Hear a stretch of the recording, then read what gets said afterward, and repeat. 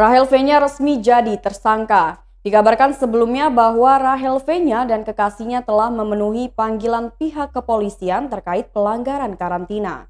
Berdasarkan hasil interogasi yang telah dilakukan pihak kepolisian, selebgram Rahel V-nya resmi ditetapkan menjadi tersangka dalam kasus pelanggaran karantina.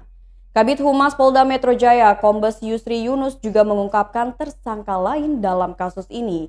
Sang kekasih Salim Nauderer beserta manajer Maulida Khairunisa dan juga oknum TNI yang membantu lolosnya selebgram ini dari karantina juga turut menjadi tersangka.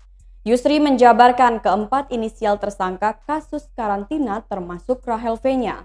Yang pertama saudara RV sendiri, kemudian satu rekannya SS.